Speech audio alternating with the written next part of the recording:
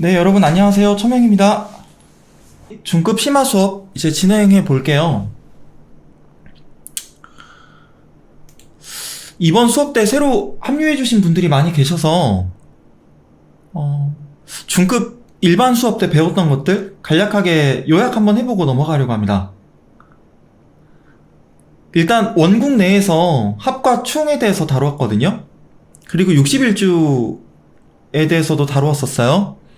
일단 원국 내에서 합이 있다고 하면 청간합과 지지합이 있겠죠. 청간합 종류 아세요? 기억하세요? 네, 갑기합화토, 을경합화금, 병신합화수, 그 다음에 정임합화목, 마지막 무게합화화, 이렇게 5가지가 있죠. 청간이 총 10개니까 합은 5개인 겁니다. 그런데 원국 내에서 합화가 되는 경우는 거의 없습니다. 네, 거의 1%에서 한 2, 3%? 네.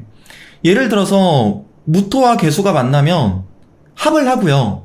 주변이 전부 다 화로 둘러싸여 있으면 무토와 개수는 합을 넘어서 합화로, 아예 그냥 화로 바뀝니다.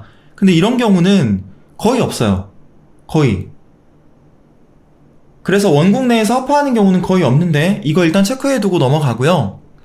지지의 합이 여러 종류가 있었죠. 일단 삼합이 있습니다. 네, 해묘미, 목국으로 가는 해묘미, 인호술, 화국으로 가는 인호술, 사유축, 금국으로 가는 사유축, 마지막 신자진, 수로 가죠. 네, 지지는 총 12개니까 이렇게 3개씩 모여서 네, 합이 되는데 총 삼합은 4개가 있죠. 그 다음 이 삼합에서 예를 들어서 신자진이 만나면 수국을 이루는데 신금과 자수만 만나도 합을 이루고요. 자수와 진토만 만나도 합을 이룹니다. 이걸 반합이라고 하죠. 육합도 있습니다. 인해합, 묘술합, 진유합, 또 뭐 있죠? 채팅창에 기억나시는 거 있으면 좀 적어주시겠어요? 저도 지금 이제 리마인드 하면서 하고 있는데요. 네, 사신합이 있습니다. 청간의 병신합하고 좀 비슷해 보이죠? 자축합도 있고요. 오미합도 있습니다. 그런데 자축합과 오미합 같은 경우는 합화가 되는 경우는 좀 많진 않아요. 원국 내에서. 네, 오미합과 자축합은 학자에 따라서 아예 인정하지 않는 분들도 계십니다. 그래서 오미합과 자축합은 그냥 육합에서 제외해야 된다라고 하는 분들도 있거든요.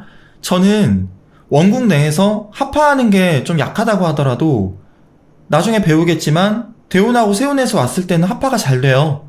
그래서 일단 얘네들도 육합의 범주 안에는 넣어야 된다고 봅니다. 그리고 암합이 있었어요. 암합은 일단 지지암합 기억나는 거 있으세요? 묘신암합 있고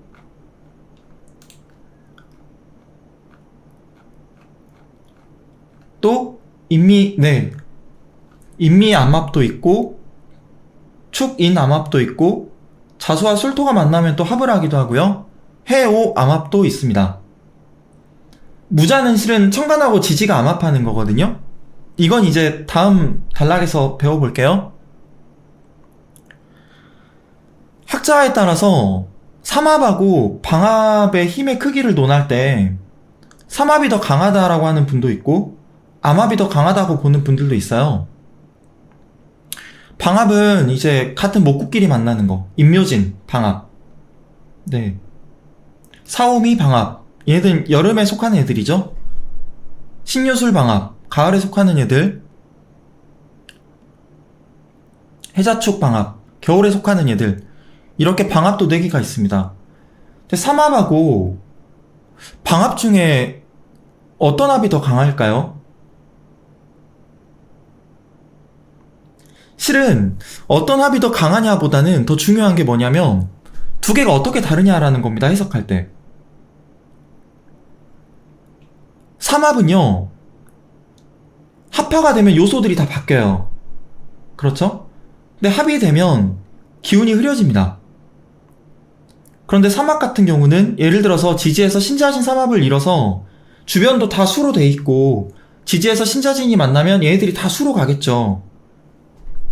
그럼 이땐 수의 기운이 당연히 강해질 거고, 근데 방합 같은 경우는 합이 된다고 해서 어떤 기운이 흐려지거나 하진 않아요. 방합은 원래 목국에 속했던 얘들이 그냥 목기운을 더 강하게 뭉치는 거니까. 그래서 삼합하고 방합을 비교를 하면 어떤 차이가 있는지 먼저 아셔야 되고요. 저는 개인적으로 삼합을 더 깨기 힘들다고 봅니다. 나중에 대운하고 원국에서 삼합이 짜여졌을 때 방합보다 전 삼합이 더 깨기 어렵다고 봐요. 이거는 성분 요소가 다른 얘들이 완벽하게 삼각형을 짜면서 모이거든요. 그러니까 민, 관, 군 합동으로 뭐 을지훈련을 한다거나 이런 거에 해당되겠죠. 방합은 비유를 할 때 형제들끼리의 합으로 비유를 많이 합니다. 가족끼리의 합으로도 비유를 많이 하고요. 근데 저는 삼합이 조금 더 강하다고 보고 있습니다. 이제 천간과 지지의 암합을 다루어 볼 건데요. 천간하고 지지 암합이 몇 개 있죠? 네, 무자 하나 더 있어요. 4개 있습니다. 외우실 필요는 없고요. 정해합, 무자, 신사, 이모입니다. 예를 들면 정해 암합 같은 경우는 해수 지장간이 무토, 간목, 임수거든요. 그러면 천간에 있는 정화하고 해수의 정기인 임수가 정임합을 하는 거죠. 네, 무자 같은 경우는 자수가 임수하고 계수로 이루어져 있는데 무게합을 하고요. 신사 같은 경우에는 사화가 지장간이 무토, 경금, 병화로 되어 있잖아요. 그래서 신금과 병화가 암합을 하고요. 이모 같은 경우는 오화가 지장간이 병화, 기토, 정화로 되어 있는데 임수가 정화와 만나서 정임합을 합니다. 보통 제가 천간에서 합이 됐을 때 어떻게 해석을 하면 된다고 말씀드렸었죠? 천간에 있는 합은 저는 지향성 정도로 해석을 하는 게 타당하다고 봅니다. 예를 들어서 일간이 무토예요. 원국에 개수가 있습니다. 그러면 무게합이 되잖아요. 이때 무토 입장에서는 개수가 정제예요. 양간들은 정제랑 합을 하고요. 음간들은 정관과 합을 합니다. 네. 그런데 왜 양간은 정제랑 합을 하고 왜 음간은 정관과 합을 할까요? 이것도 학자들마다 해석이 다른데 전 지향성 정도의 의미가 있다고 했잖아요. 만약에 양간이 원국에 정제를 만난다, 그래서 합을 한다 그러면 양간은 발산하는 힘이 크잖아요. 그리고 상황을 자기 주도적으로 끌고 가려고 합니다. 그러면 사주에서 정제가 하는 역할은 뭐냐? 어떤 일을 할 때 계획적이고 꼼꼼하게, 네, 그런 성향을 갖출 가능성이 높거든요. 양간이 정제와 합이 되어 있다고 한다면 내가 회사원일 경우 일을 하더라도 조금 더 주도적으로 일을 하려고 한다거나, 양간이 남자일 경우 전통적으로는 정제를 여성으로 받잖아요. 네, 여성, 부인. 그래서 집안일에 조금 더 관여를 한다거나. 근데 저는 실제로 양간인 경우 정제랑 합의되어 있을 때 남성인 경우 좀 결혼을 좀 일찍 하려고 한다거나, 네, 연애보다는 결혼을 목적으로 두고 이성을 만난다거나 하는 경우를 좀 많이 봤었습니다. 근데 음간이 정관과 합을 하는 건, 음간은 수렴하는 속성이 있잖아요. 그러니까 안정성을 좀 추구해요. 그런데 정관과 합을 한다고 하면 직장 생활을 한다고 했을 때 아무래도 월급 꼬박꼬박 나오고, 네, 정리해고 안 하고 좀 안정적으로 미래를 그려볼 수 있는 회사라고 할 수 있겠죠. 그런데 들어갔을 때 음간으로서 조금 더 안정성을 느낀다 정도로 해석할 수 있겠습니다. 근데 암합은 청간하고 지지끼리 합을 하는 경우가 있고요. 지지끼리 암합하는 경우가 있잖아요. 근데 암합은 합의 속성이 그렇게 강하게 드러나진 않아요.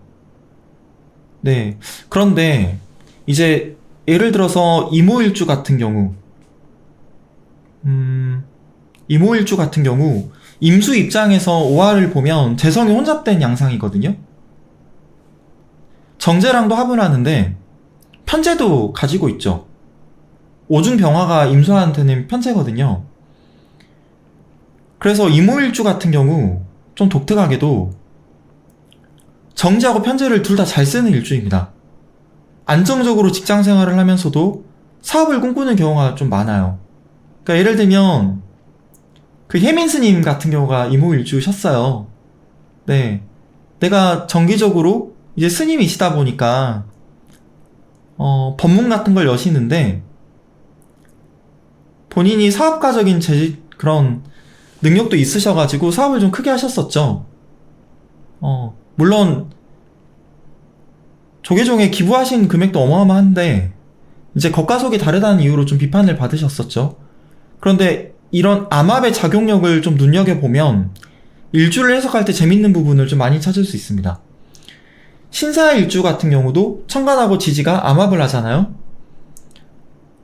일간인 신금과 사중병화가 암합을 하는데 음간인 신금 입장에서는 병화, 정관하고 합을 하죠. 그래서 신사일주 분들 같은 경우는 개사일주도 마찬가지고 한데 공무원이 된다거나 회사원이 되면 승진을 하려고 하는 욕망이 좀 강합니다. 다른 분들에 비해서. 이런 게 암합의 작용력이라고 할 수 있어요. 근데 그걸 겉으로 드러내지는 않습니다. 신사일주 같은 경우. 왜? 신금이니까. 신금이라서. 천간도 양간이 있고 음간이 있잖아요. 그런데 신금은 음의 속성이 좀 강하죠. 네, 금이 안 그래도 수렴성이 강한 오행인데 음금이다 보니까 그런 걸 잘 드러내진 않습니다. 천간의 충 기억나세요?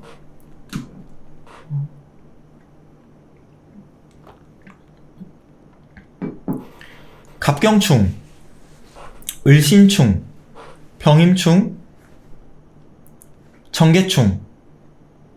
네. 그런데 토는 충이 없습니다.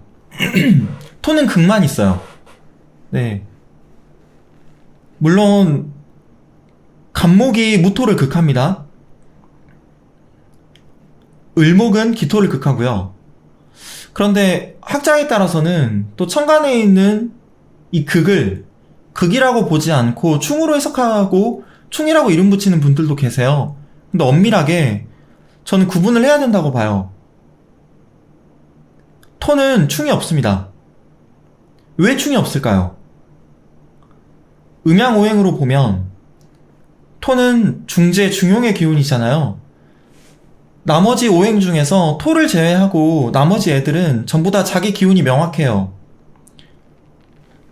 간목은 뻗어가려고 하는 기운이 있고 금은 안으로 수렴하려고 하는 기운이 있죠. 그래서 목과 금이 만나면 서로 부딪힙니다. 수하고 화가 만나도 부딪힙니다. 하지만 하지만 토는 중재, 중용의 기운이다 보니까 자기 기운이 어쩌면 선명하지 않을 수도 있어요. 그래서 다른 오행에 섞여 들어가서 환절기, 간절기의 역할을 하죠. 그래서 어떤 분들은 오행만 놓고 사주를 보는 경우 원국에 토가 없으면 너는 살면서 불안감을 크게 느껴. 너는 안정감이 좀 떨어진 사람이야. 라고 단편적으로 해석하기도 합니다. 어쨌든 토는 선명하지 않다라는 건데요. 토는 그래서 충이라고 말하면 안 될 것 같습니다. 저는 극으로 봐야 된다고 보고요. 원국에서 합이 일어난다면 합파가 아니고요. 합파는 아예 A라는 요소와 B라는 요소가 만나서 완전히 다른 C라는 요소로 바뀌는 건데, 하지만 자기 기운이 좀 흐려지는 부분도 있어요. 합파가 되면 완전히 변질되지만 충은 1대1 충일 경우에 자기 기운이 더욱더 선명해집니다. 활성화가 됩니다. 물론 천간에서 충이 일어날 경우 1대1로 충이 일어나면 자기 기운이 더 활성화가 된다고 했는데, 지지에 뿌리가 없는 얘는 충이 일어날 경우에 글자가 깨집니다. 2대1로 충이 된다. 원국에 간목이 2개가 있고요. 경금은 하나가 있는 거예요. 그러면 2대1로 충이 되는 거잖아요. 이때 경금은 좀 위험해집니다. 3대1로 간목 3개가 경금 하나랑 3대1로 충을 하면 경금은 아예 아작이 날 거예요. 대신에 그 사람이 경신일주라서 천간에 있는 경금이 일지의 신금에 뿌리를 단단히 두고 있고 나머지 자리가 다 간목이다. 그러면 3대1로 경금이 충을 하더라도 이 경금이 지지에 뿌리가 명확하게 있으면 괜찮습니다. 그래서 천간에서 충이 일어날 때는 반드시 지지에 뿌리가 있는지 없는지를 명확하게 체크를 하셔야 되고요. 특히 2대1, 3대1로 쟁충이 일어날 때 글자가 깨지는 건 아닌지를 잘 보셔야 돼요. 만약에 합하고 충이 동시에 일어나면 합하는 되지 않습니다. 그런데 합하고 충이 동시에 되면 글자가 기운이 더 흐려져요. 네. 일단 합이 되면 그것도 흐려지는데 충이 되면 합과 충은 그냥 무효가 되거든요. 그런데 자기 기운이 자꾸 흐려집니다. 사주에서 합이 되든 충이 되든 어떤 작용이 생기면요, 이 작용은 절대 사라지지 않고 계속 눈에 보이지 않게끔 어쨌든 작용을 합니다. 그래서 합과 충이 어지럽게 돼 있다. 2대1로 쟁충을 맞았는데 1대1로 또 합도 동시에 돼 있다. 또는 3대1로 합이 돼 있다. 그러면 1인 얘가 기운이 너무 흐려져요. 예를 들어 원국에 간목이 있는데, 일간이라고 할게요. 간목 일간입니다. 근데 천간에 경금이 2개가 있고 연간, 월간에 경금이 있고 간목이 일간인데 시간에는 기토가 있다고 할게요. 그러면 2대1로 충이 되면서 기토랑 합이 또 되잖아요. 이러면 간목은 간목처럼 안 보일 수도 있어요. 너무 막 합과 충이 복잡하게 돼 있으면 간목의 기운이 많이 흐려집니다. 2대1로 쟁합이 돼도 3대1로 쟁합이 돼도 마찬가지로 기운이 흐려져요. 이건 예를 들어서 천간에 기토가 3개가 있고요. 간목 일간인데 그러면 3대1로 합이 되잖아요. 그럼 간목이 당연히 기토랑 1대1로 합이 되는 것보다 3대1로 합이 되면 곱하기 3배만큼 더 기운이 흐려지는 겁니다. 지지에서 충 기억나는 거 한번 써보시겠어요?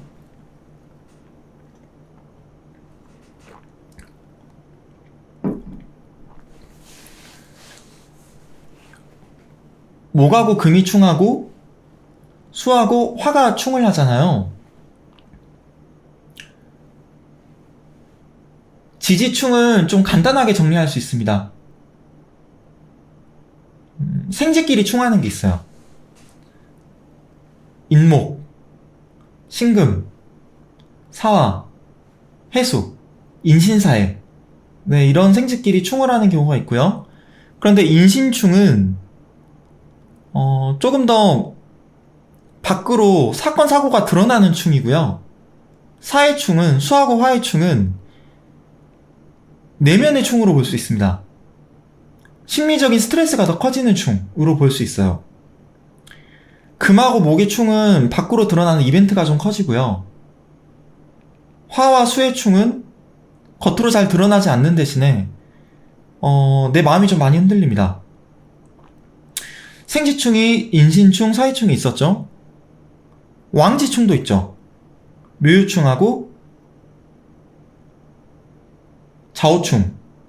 네, 이것도 목과 금의 충, 수와 화의 충으로 나눠볼 수 있겠죠. 인신충도 세지만 묘유충도 장난 아니게 세죠. 왜? 왕지끼리 한판 붙는 거잖아요. 네, 생지는 이제 각 계절의 문을 여는 천방지축인 얘들끼리 모여가지고 충을 하는 거고요. 천간과는 다르게 지지는 토끼리 충을 합니다. 왜 지지끼리 충을 하냐? 왜 지지에서 토끼리 충을 하냐? 지지는 천간에 있는 글자들이 다 내려와서 지지를 이루잖아요. 천간을 마음, 목표, 이상, 꿈이라고 한다면 지지는 그냥 현실이죠. 네. 근데 온갖 것들이 다 뒤엉켜 있는 시궁창 같은 현실이죠. 지장간들끼리도 막 베베 꼬여 있습니다. 예를 들어서 사화를 보면 무토, 경금, 병화 이렇게 있는데 정기인 병화가 막 중기인 경금을 극하기도 하고요. 네, 지장간을 보면 막 지지는 정말 뭐지 왜 초기가 정기를 극하고 정기는 중기를 생하고 왔다 갔다 하거든요. 지들끼리 합하는 경우도 있고.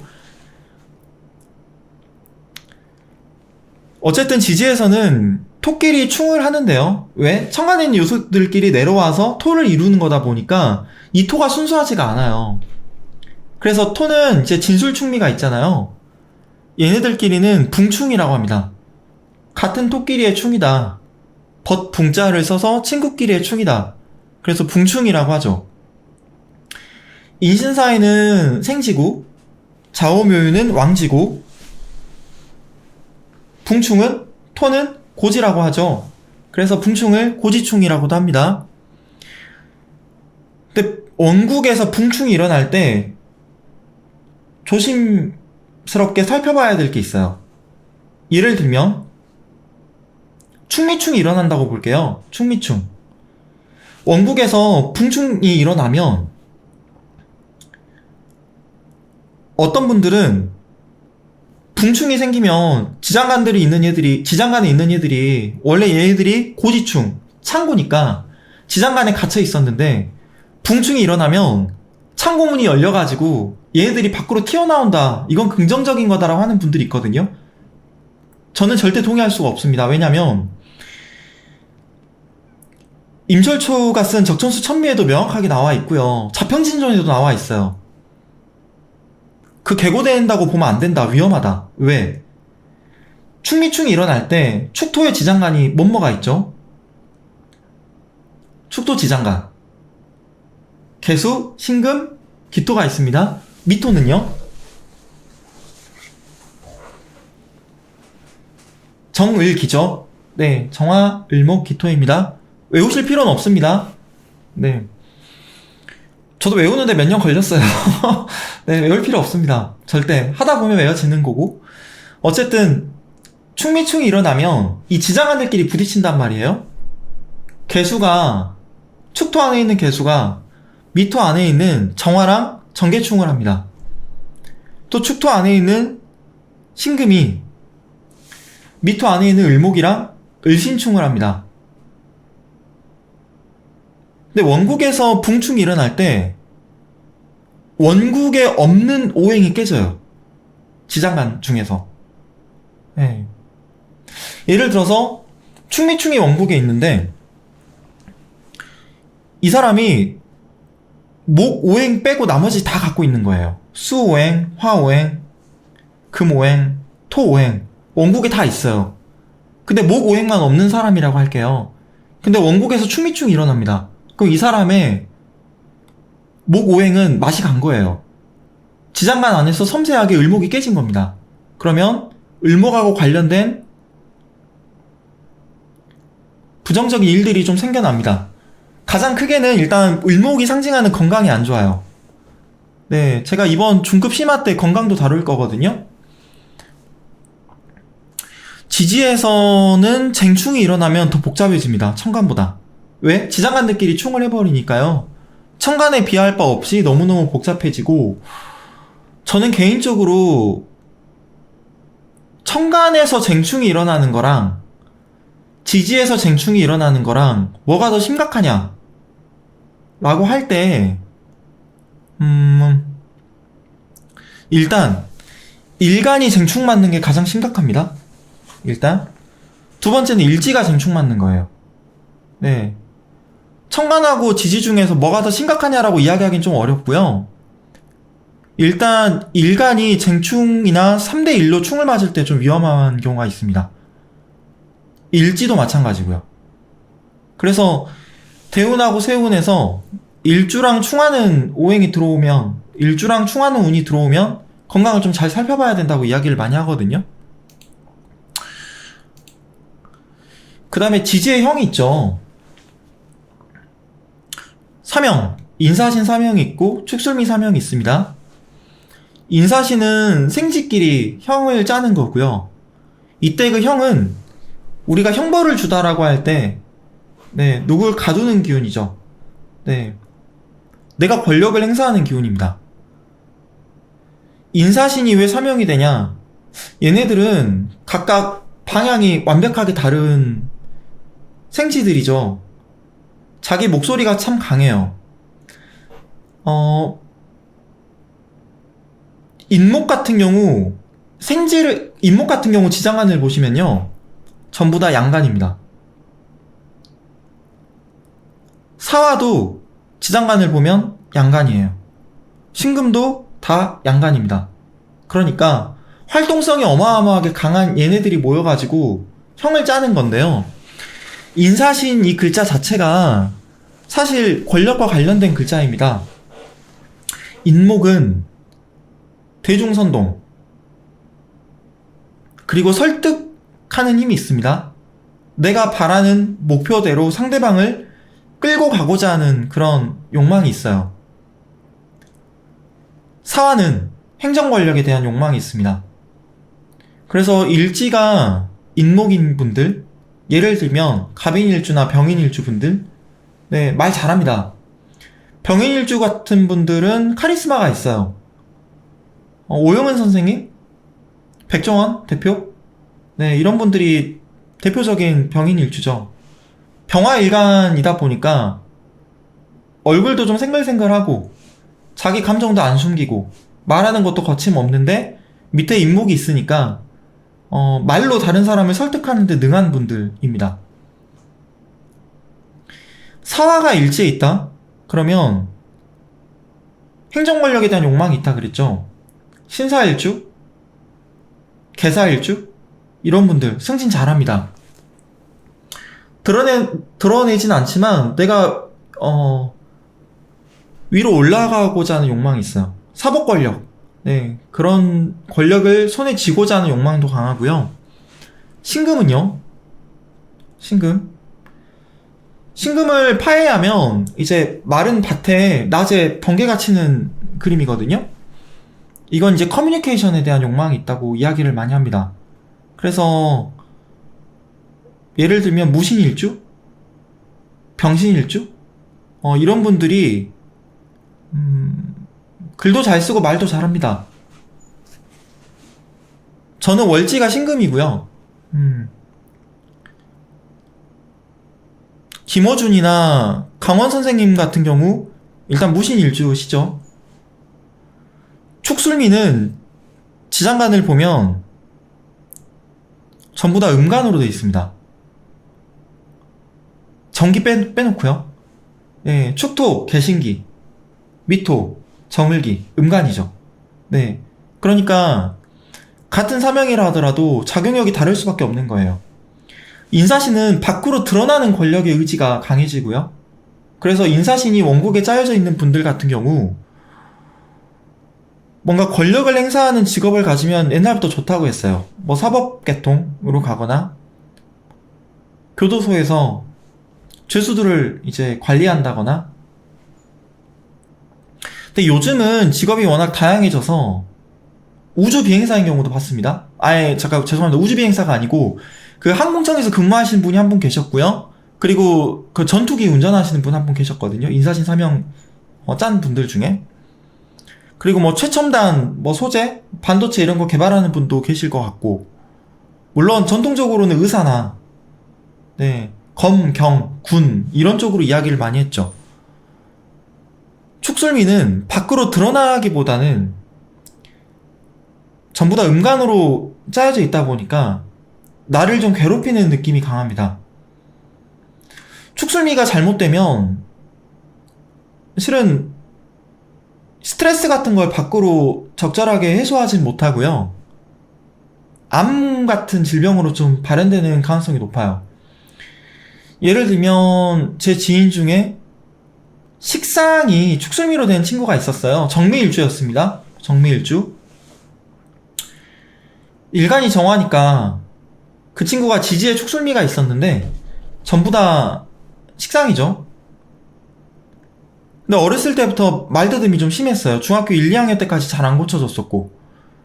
그러니까 부모님이 그때는 말더듬이 있었는데 나이 먹으면 낫겠지 하고 이제 적절한 치료를 안 하셨던 거죠.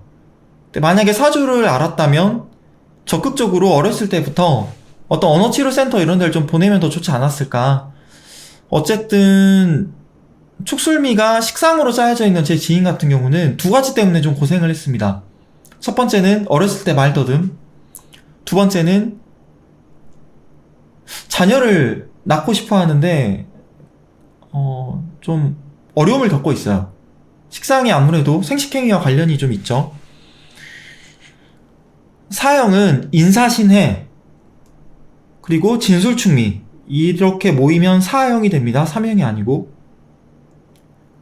사형은 삼형보다 더 강하죠. 어디로 튈지 모릅니다. 근데 원국에 사형이 짜여져 있는 분들이 많지는 않아요. 네, 그런데 예전에 박정희 사주가 페이크로 만들어져가지고 권력의 어떤 정당성을 부여하려고 사주를 이제 가짜로 만들어서 이게 박정희 사주다라고 돌아다닌 적이 있었는데 그게 보면 인사신해로 돼 있거든요, 지지가.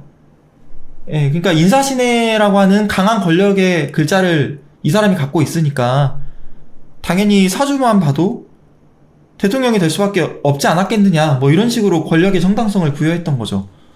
유치한 사기죠. 진술충미로 되어 있으면 어마어마한 부자가 될 수도 있다라고 이야기를 합니다. 네. 예를 들면 원나라 황제 누구죠? 갑자기 이름이 잘 기억이 안 나네요. 왜 갑자기 기억이 안 나지? 아, 주원장. 주원장 같은 경우는 실제로 진술충미로 되어 있거든요. 네. 상형이 있습니다. 상형은 자묘상형.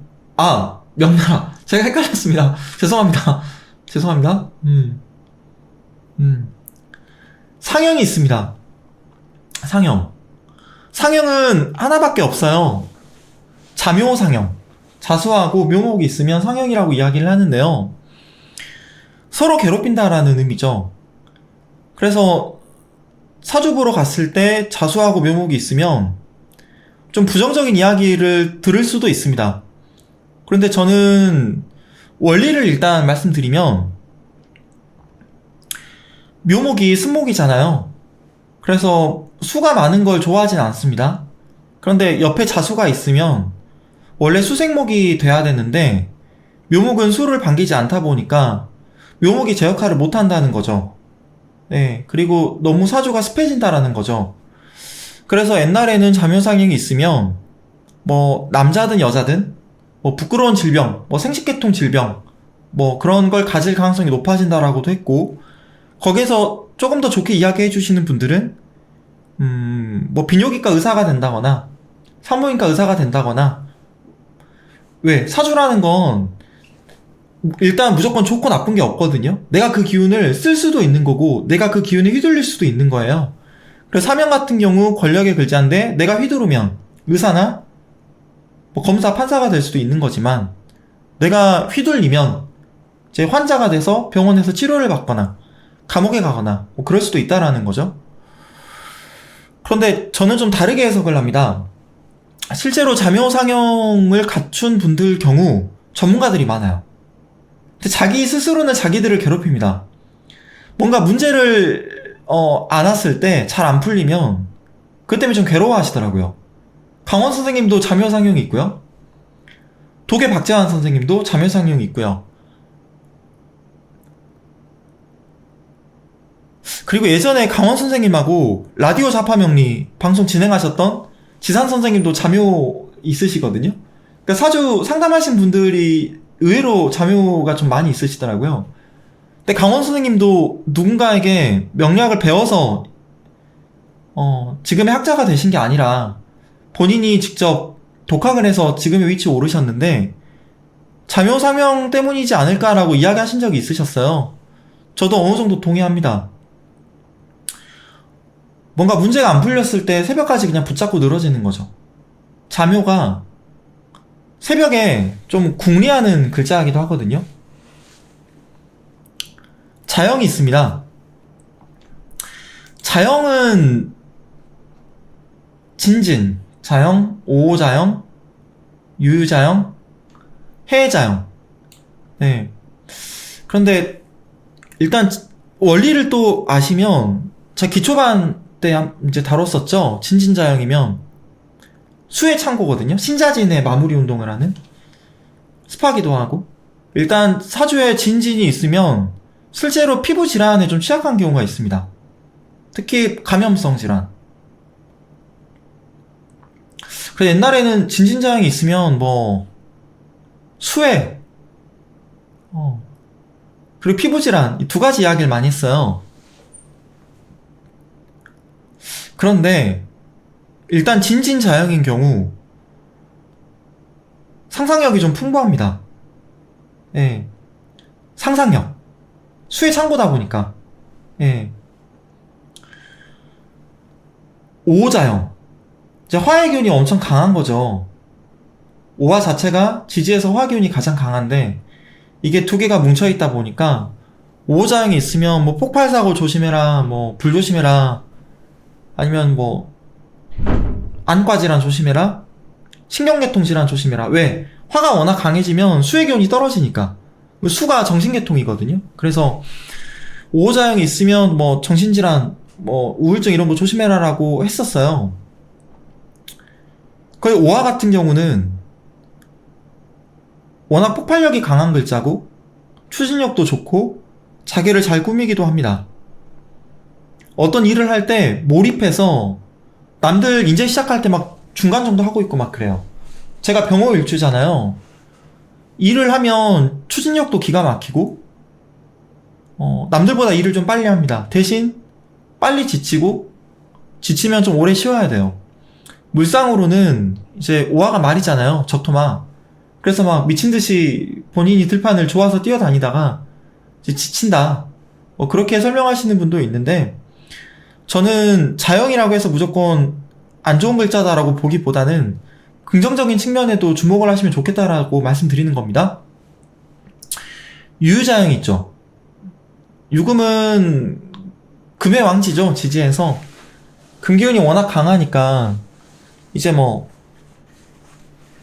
수술하다 보면 다친다, 뭐 칼이 찔린다, 많이 베인다, 가위 조심해라, 뭐 이렇게도 이야기하고, 유유장을 잘 쓰고 싶으면 미용사 해라, 뭐 간호사 해라, 성형외과 의사 해라 이렇게 말하시는 분도 있어요.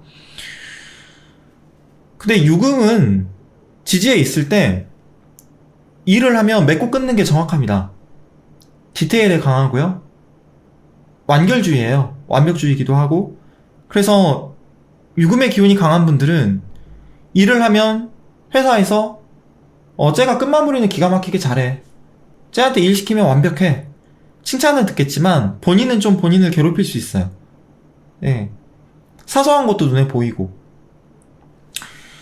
예전에 제가 뭐 직업체험 관련된 그런 영상을 유튜브에서 봤는데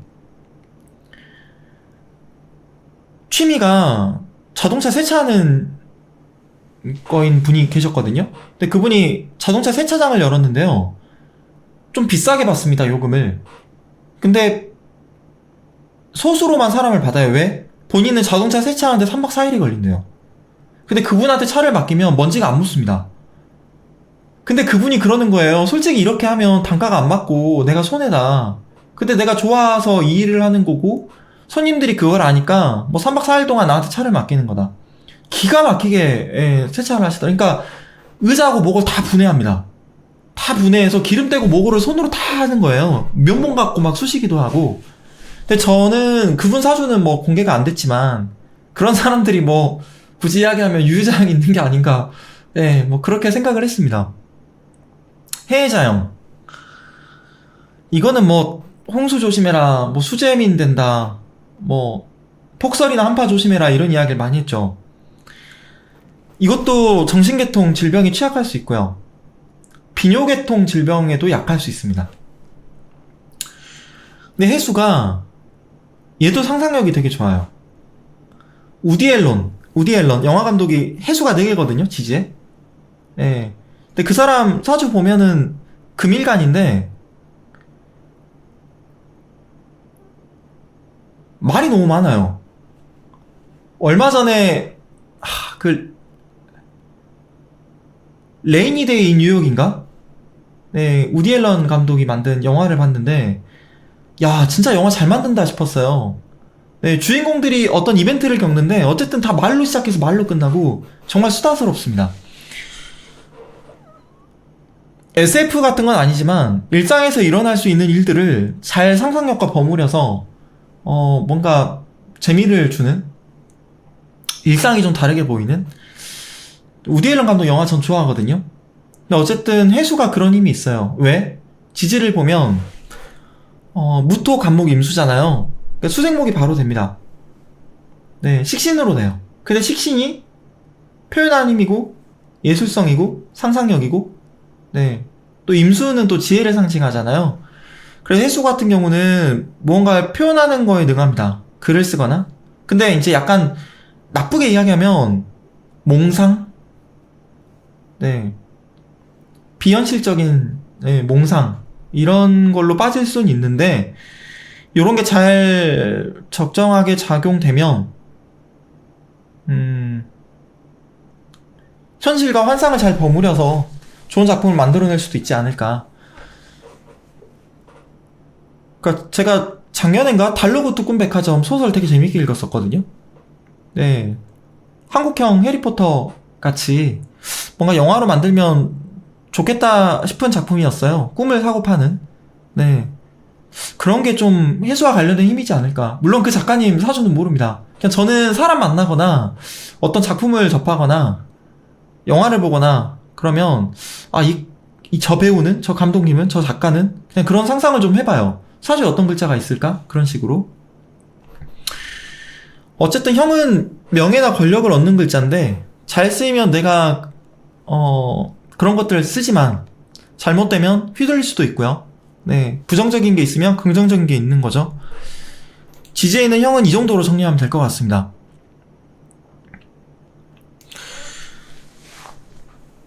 양간하고 음간 이야기를 좀 해보려고 해요.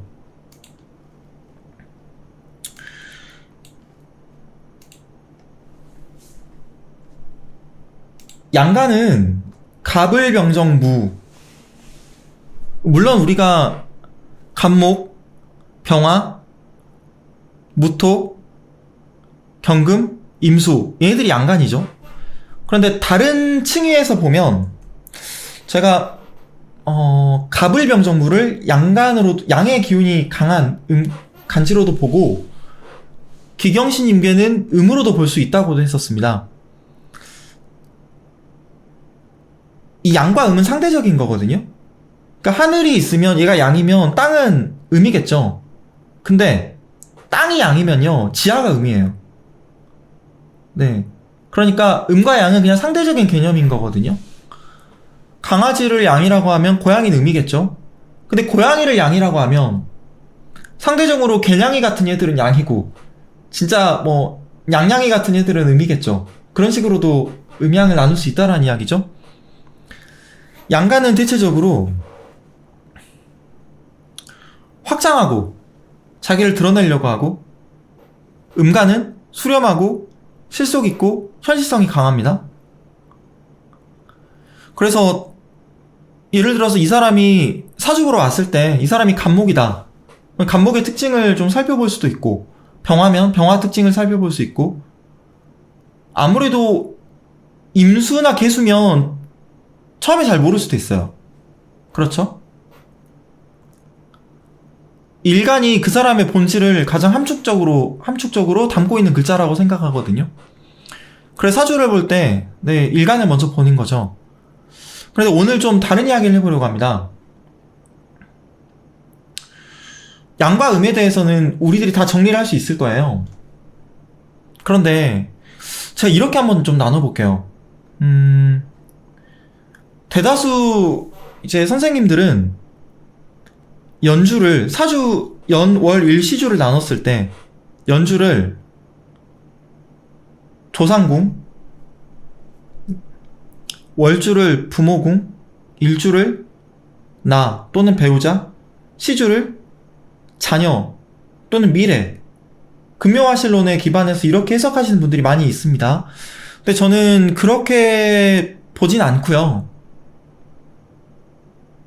연주하고 월주를 일단 무의식의 영역으로 구분을 하고 있고, 일시주를 전 현실 영역으로 구분을 합니다.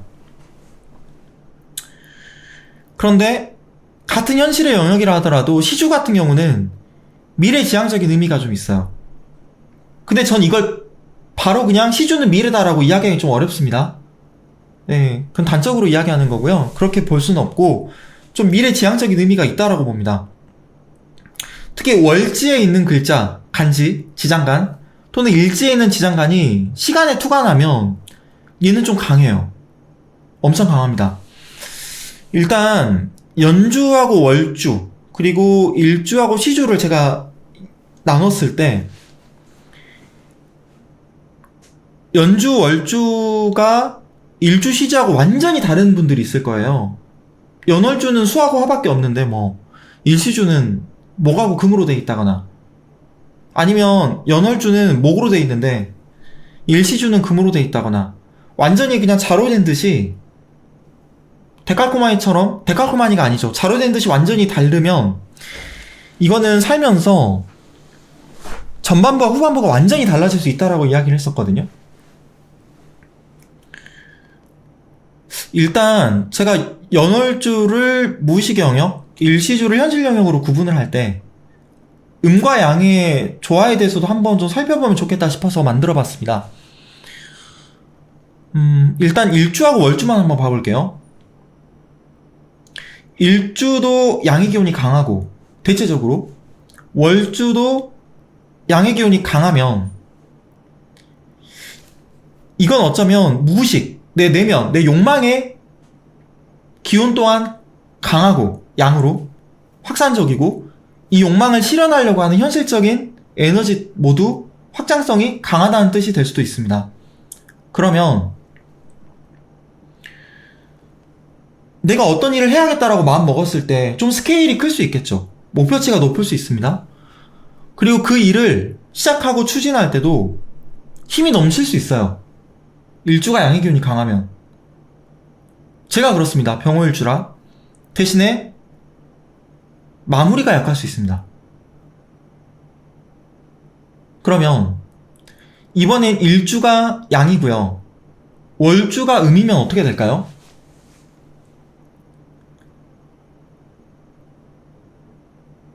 현실의 힘이 강한 현실의 영역인 일주가 양인데 월주가 음이면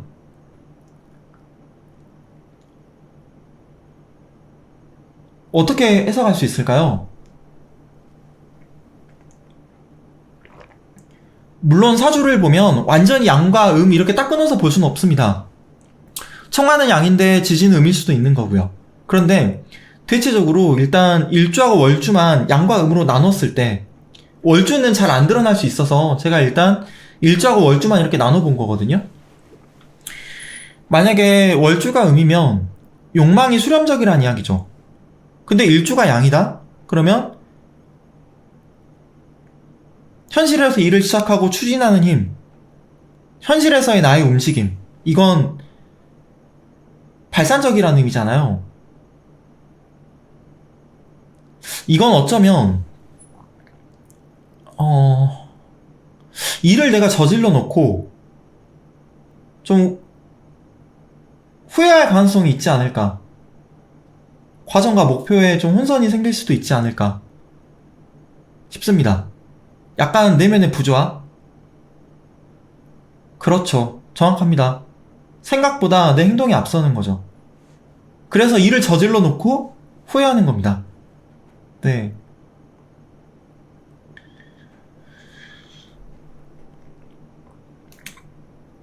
그러면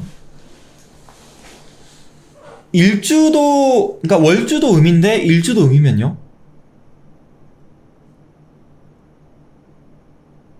내 욕망도 수렴적인 거죠. 예. 무모하게 욕심을 내진 않습니다. 물론 시주도 같이 봐야 되는데 일단 월주하고 일주만 제가 이야기할게요. 시주는 좀 이따 이야기해 보겠습니다. 일주하고 월주가 모두 음이면 저는 안정성이 좀 높을 수도 있을 것 같아요. 물론 네, 마음 먹는 것도 좀 시간이 걸리고 그걸 행동으로 옮기는 것도 시간이 걸릴 수도 있습니다. 그런데 막상 시작하면 폭발적일 수도 있지 않을까요? 라고 하셨는데 시주가 양이면 전 행동도 폭발적으로 나타날 거라고 봐요. 근데 일단 일주하고 월주가 모두 음이면 안정성도 되게 높고요. 현실에서의 일을 할 때 집중력도 높을 거라고 생각합니다. 대신에 행동으로 옮기기까지 또는 마음 먹기까지 시간이 좀 걸릴 수 있다 보니까 안정성은 높은데 발전성은 좀 떨어질 수 있겠죠. 그러면 월주하고 일주 모두 양이면요? 얘는 좀 실속이 떨어지겠죠. 대신에 어떤 유동성, 탄력성, 확장성 이런 건 되게 높을 겁니다. 그래도 이런 경우 실속을 못 챙길 수도 있겠다. 네. 목표도 크고 네, 일도 너무 큼지막하게 시작하는 거죠. 그러면 일주가 음이고 월주가 양이면요?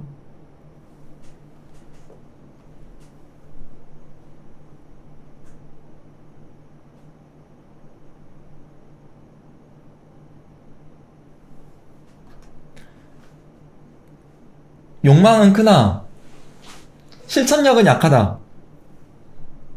네, 그럴 수 있다고 봅니다. 그런데 일단은 일주가 음이면 근데 월주는 양이면 내가 뭔가 해야겠다라고 마음 먹었을 때 현실성 있게 그걸 잘 다져나갈 수 있겠죠. 성과가 좀 크게 나올 수 있습니다. 실천력이 정확히 약하다기보다는 실은 이거는 좀 시주를 봐야 되거든요. 근데 저는 성과가 좀 높게 나올 가능성이 있다고 봐요. 월주가 양이고 일주가 음이면. 그런데 내가 만족할까요? 월주가 양이면? 예, 욕망이 크잖아요. 예, 그래서 나는 100을 투입하면 한 200은 나와야 될 거라고 생각하는데 150밖에 안 나왔네. 약간 네, 나는 이거밖에 못했지? 예, 그렇죠. 만족감이 좀 떨어질 겁니다. 자존감이 낮을 수도 있고. 예. 근데 요런 거를 잘 표현하진 않을 것 같아요. 일주가 음이면. 물론 병호일주면 표현하겠죠. 예. 그러면 일주하고 월주가 다 음이면요? 욕망도 수렴적이고 현실에서 내가 보여주는 모습도 수렴적인 건데 이러면 좀 소극적일 수도 있죠. 네, 안정지향이죠. 그런데 이게 월주, 일주 다 너무 음기가 강하면 내향적일 수도 있고 이거는 내 안의 욕망도 마찬가지인데 이걸 현실에서 내가 추동하는 에너지, 현실에서 움직이는 에너지 모두 수렴적이라는 뜻이잖아요. 이 경우에 일을 시작하기가 좀 더디게 나타날 것 같습니다. 가장 더디게 나타날 것 같아요. 그래서 뭔가를 시작한다고 하면 계속 이것저것 재거나 그러다가 시작도 못하는 경우가 생길 수도 있고 시작도 안 해보고 역시나 멀리도 안 되나봐 이럴 수도 있고 우울증에 빠질 수도 있다고 봅니다. 월주도 수, 일주도 수라고 해볼게요. 예, 우울증에 빠질 수도 있겠죠. 그러면 이제 일주하고 시주 이야기를 좀 해볼까요? 저는 시주를 일주, 시주 모두 현실의 영역에 속해 있지만 시주는 미래 지향성을 담보하는 일간의 도구라고 생각을 합니다. 중급 일반 수업 때 배우셨을 거예요. 일간에 따라서 시주가 달라지잖아요. 네, 그 조합 어떻게 이루어지는지 다 아시죠? 근데 만약에 일주는 양인데 시주가 음이면 저는 이게 가장 성공 확률이 높을 거라고 생각합니다. 마무리하는 힘도 강한 거죠. 일주가 양인데 시주가 음이라면. 그런데 성공하는데 시간은 좀 걸릴 수도 있어요. 일주가 양이고요. 똑같이 시주가 음일 때 당연히 성공하기에도 유리한데, 그러니까 그거는 다르게 표현하면 안정적이란 이야기죠. 바꿔서 이야기하면 목표를 향해 전진해 나가는데 내가 성과를 잘 다지고 내가 이뤄놓은 것들을 지키는 힘이 강하다는 겁니다. 그만큼 주변에 잘 베풀지 않을 수도 있겠죠. 그래서 욕먹을 수도 있습니다. 인색하다고 여겨질 수도 있고요. 저는 당연히 일주하고 시주가 다 음이거나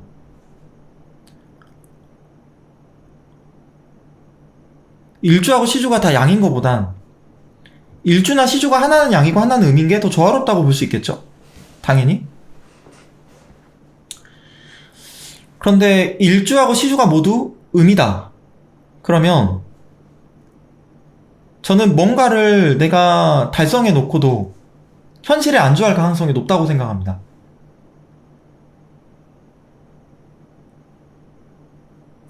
이렇게 좀 볼게요. 시주를 성취도라고 바꿔서 표현해 볼 수 있을 것 같아요. 미래지향성, 성취도.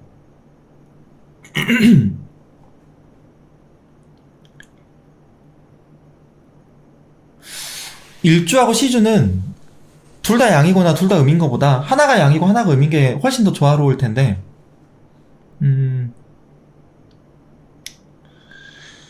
만약에 일주가 음이고요, 시주가 양이면, 일주가 음인데 시주가 양이면 뭔가 몰두하는 힘이 좀 강하게 나타날 수도 있지 않을까? 자기 일에 중독될 수도 있지 않을까? 네, 그렇게도 생각해 볼 수 있지 않을까 싶습니다.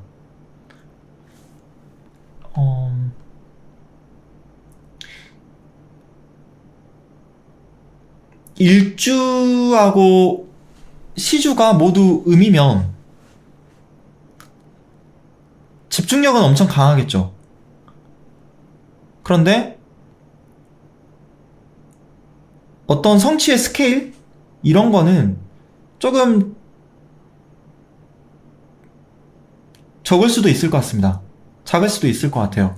안정성은 엄청나게 높은데 확장성은 좀 떨어지는 거죠. 일단 제가 지금 말씀드리는 거는 어떤 책에도 안 나와 있습니다. 유튜브에도 안 나와 있고요. 그냥 양과 음으로 나눠서 생각을 한번 해보자고 꺼낸 화두거든요. 물론 말씀드렸듯이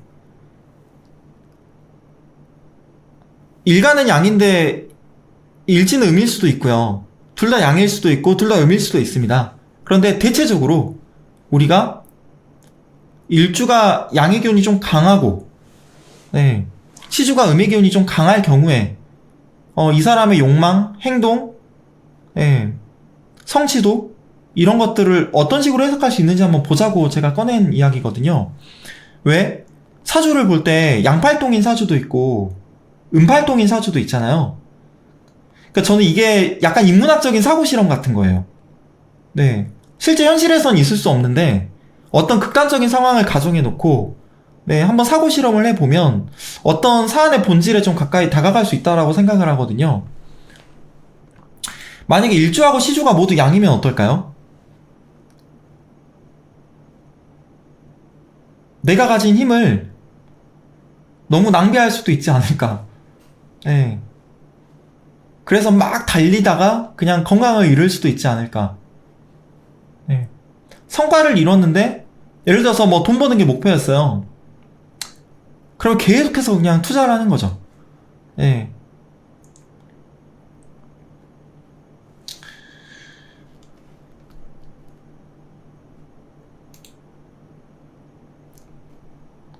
지금 8시 반인데요.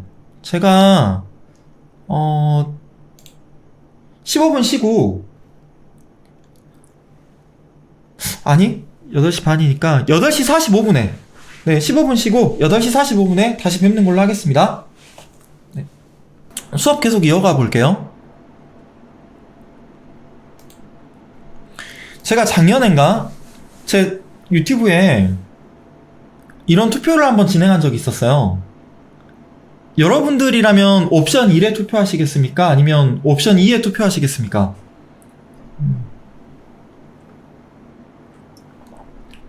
옵션 2요.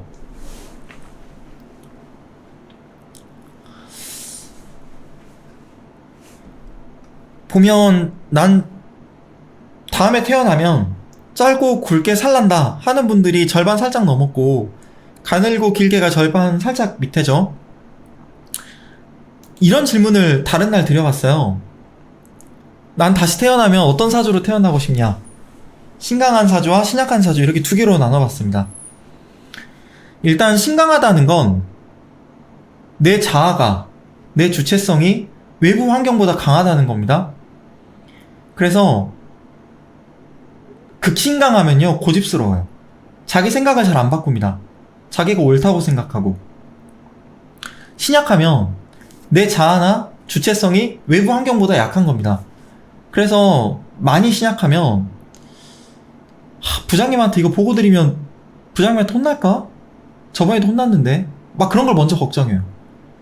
회의 때 내가 이런 말 하면 뭔 그런 걸 아이디어로 내고 있냐라고 나한테 뭐라 하겠지? 막 그런 걸 걱정합니다.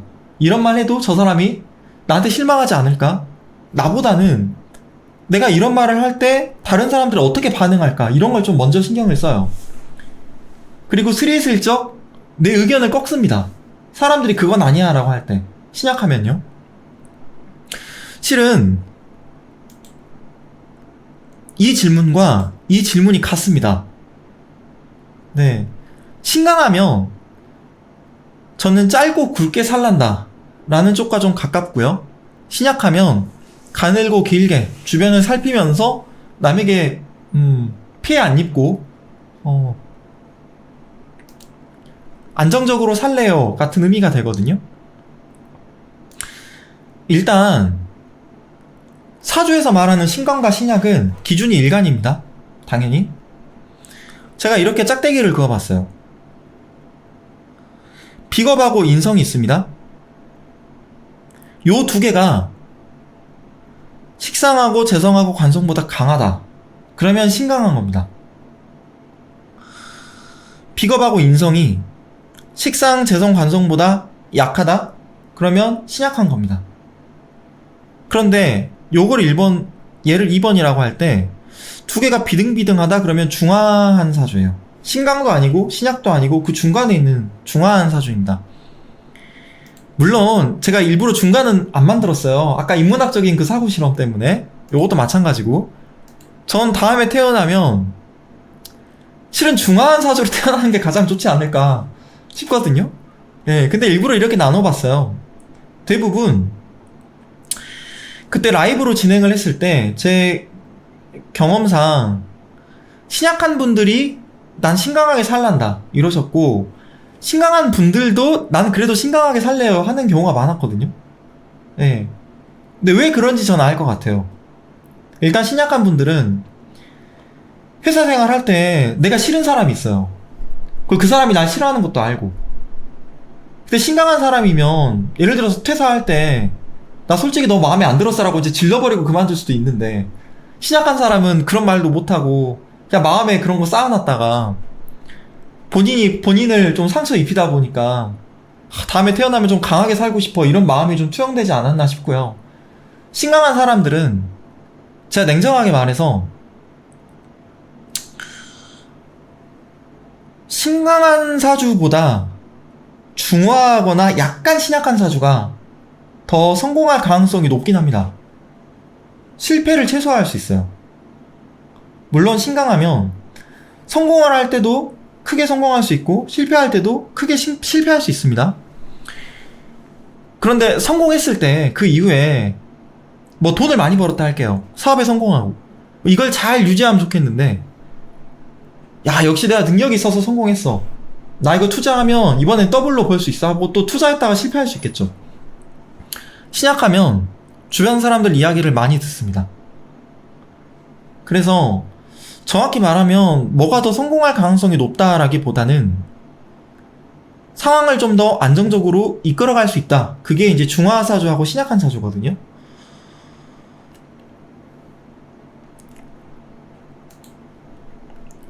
근데 신강한 사주의 특징이 내가 실패를 했더라도 크게 후회하지 않아요. 예. 실패를 하더라도 그래 내가 저번에 실패했으니까 이번에 성공할 수 있고, 그게 결국엔 나를 성장시키는 원동력이 됐고 내가 그 실패 때문에 이 갈면서 진짜 성공한다 이러거든요. 예. 그래서 신강한 사람들은 신강한 사주로 다시 태어날란다 라고 선택하고, 신약한 분들은 난 신강하게 살래요 라고 선택하지 않았을까, 그냥 제 생각입니다. 일단 신강하다는 건 말 그대로 일간의 힘이 강한 거죠. 신강한 사주는 어떤 기운이 넘치는 거예요?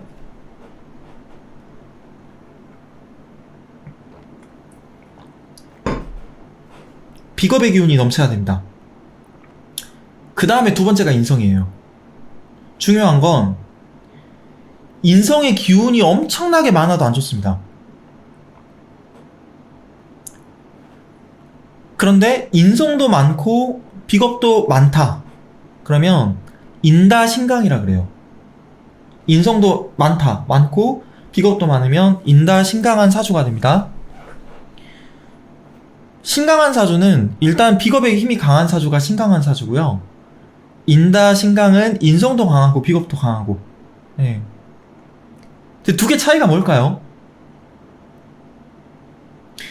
만약에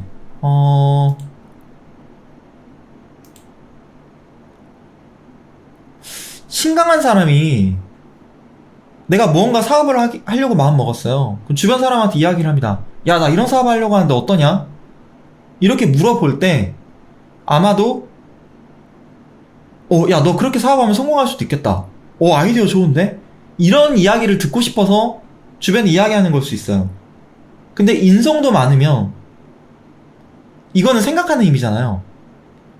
진짜로 다른 사람이 뭐라고 이야기하는지 듣고 싶어서 한번 물어본 걸 수 있습니다.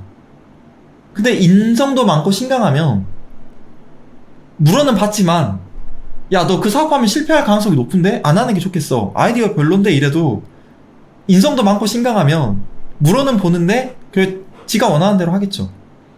네. 근데 인성은 없고 신강만 하다? 물어보지도 않을 것 같아요. 예. 그냥 내가 하는 게 맞고 실패할 가능성은 없다고 생각하니까. 일단 신강하면 비겁하고 인성이 넘치는 거고요. 뭐가 부족한 거죠 그러면? 예, 신강하면 어떤 기운이 부족하죠? 님께서 중화이지만 남에게 묻지 않습니다 하셨는데 왜 이런 답변 쓰셨는지 혹시 이해되세요? 갑인일주시잖아요. 일간하고 지지가 갑인이니까 이거는 이제 신왕하다고 합니다. 신왕하다. 비겁의 힘이 왕하다. 간여지동이면 간여지동인데 신약한 분도 있어요. 갑인일주, 예를 들어서 병호일주인데 일주만 병호지 나머지가 다 수면? 당연히 신약하겠죠. 일주가 갑인인데 나머지가 다 금이면 신약하겠죠. 그래서 신왕한데, 신왕은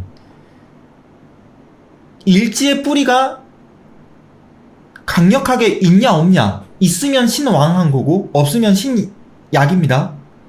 근데 신왕한데 신약할 수도 있고 신강할 수도 있어요. 네. 일단 신강하면 당연히 식상하고 재성하고 관성의 힘이 부족하겠죠.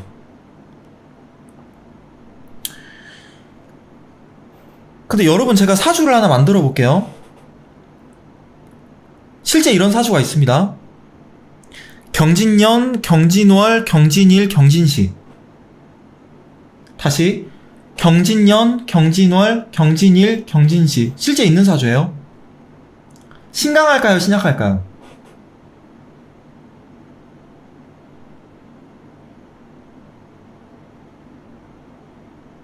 신약합니다. 왜? 지장간에 금이 있어요? 없어요? 없어요. 천간에만 있습니다. 얘들은 삐꾸예요. 지지의 뿌리가 있냐 없냐가 너무너무 중요합니다. 네. 이런 사주는 없지만 제가 하나 만들어 볼게요. 갑자년, 갑자월, 갑자일, 갑자시.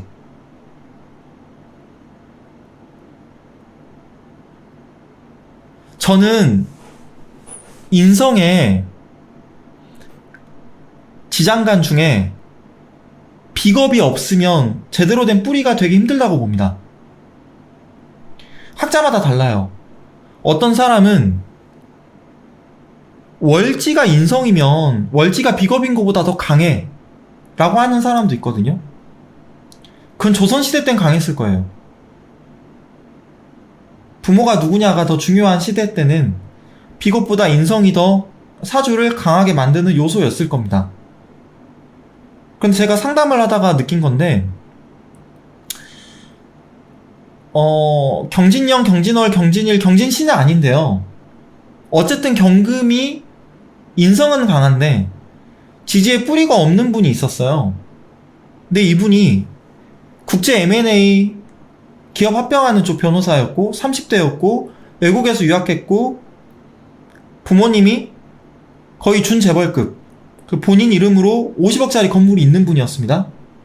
그런데 결혼을 앞두고 저한테 상담을 받게 됐는데 제가 너무 어이가 없었던 게 엄마가 반대하니까 결혼을 못 하겠대요. 근데 이런 경우가 많아요. 제가 어떤 생각을 했냐면, 물론 사주에 인성이 많으면 어머니하고 인연이 좀 질깁니다. 나쁘게 말해서 질기고, 좋게 이야기하면 신약한 경우에 인성이 있으면 어머니한테 도움을 잘 받을 수 있죠. 스승이나 멘토나. 근데 이런 식으로 겉으로 봤을 때는 인성이 강하고 천간에 막 비겁들도 떠 있어서 신강해 보이는데 주체적인 결정을 못해요. 실제 예시를 나중에 이제 점점 볼 겁니다만, 진짜로 신강한지 아닌지 파악하려면 일간의 뿌리 여부를 잘 봐야 됩니다. 신약하면요, 일간의 힘이 약한 거죠. 식상하고 재성하고 관성이 강한 겁니다. 일간보다. 그런데 이런 사주가 있어요. 사주에 일간의 뿌리는 하나도 없습니다. 그런데 인성만 강한 사주들이 있어요. 인성만 강한. 예를 들면 요런 사주, 요 오른쪽 거 보세요. 왼쪽 것도 보세요.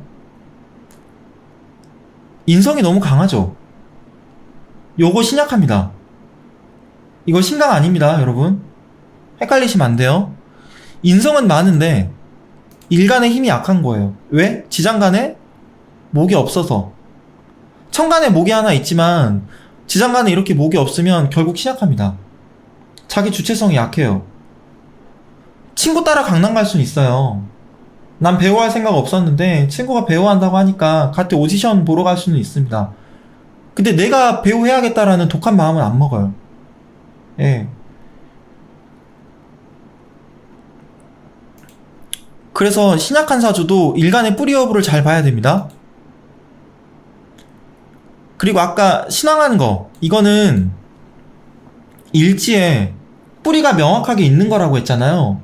그러면 연지에 비겁이 있는 거하고 월지에 비겁이 있는 거, 일지나 시지에 비겁이 있는 것 중에 어디에 비겁이 있는 게 가장 강할까요?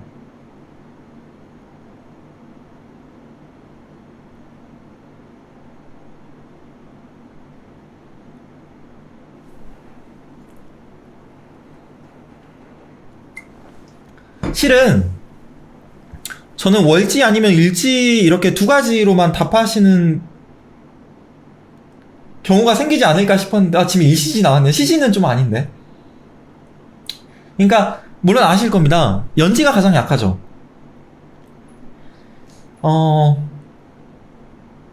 근데 이게 제가 좀 놀란 점인데요.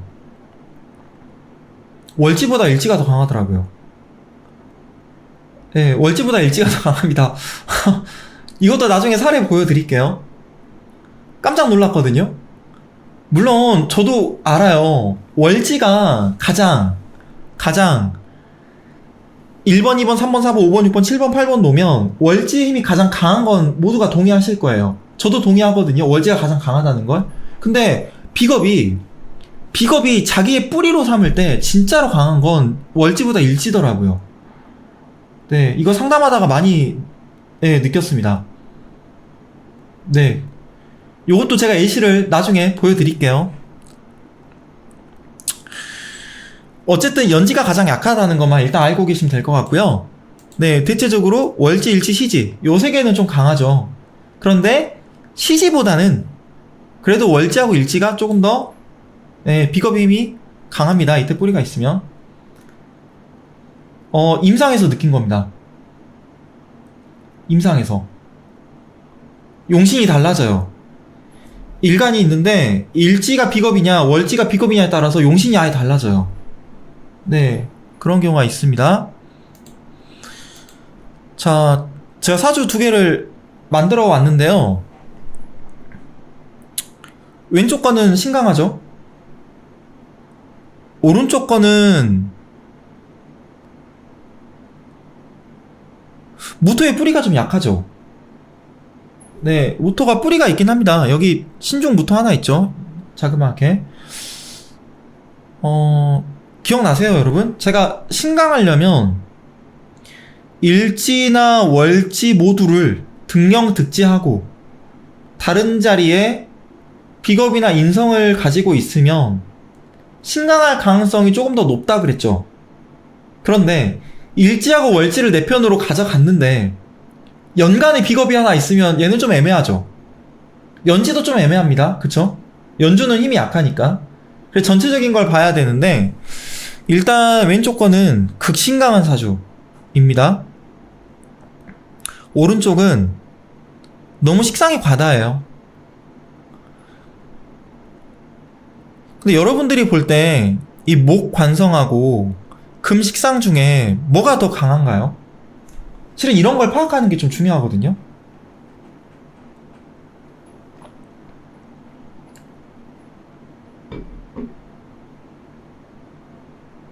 얘는 쉽죠. 금 식상입니다. 네, 이 무토가 신중 무토에 뿌리는 있는데 힘이 없죠. 지장간의 초기는 너무 약해서. 네, 그래서 이게 극신약한 사주입니다. 극신약. 네, 일간의 뿌리가 거의 없다고 봐야 될 것 같아요. 그런데 이 정화도 화생토로 무토를 생해주지만 정화의 뿌리가 있나요? 없죠. 그래서 극신약한 겁니다. 극신약. 네.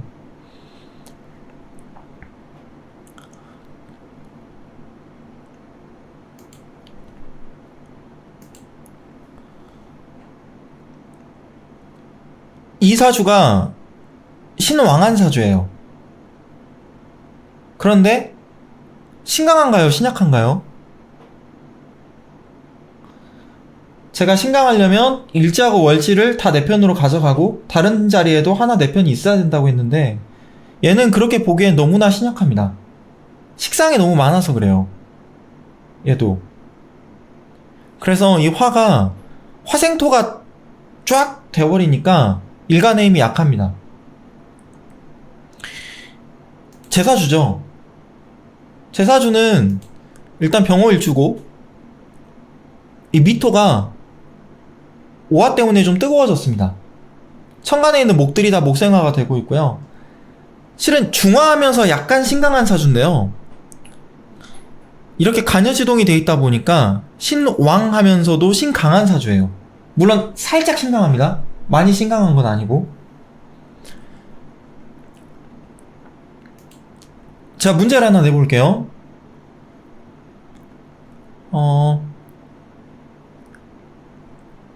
이 을목이 뿌리가 있나요, 없나요?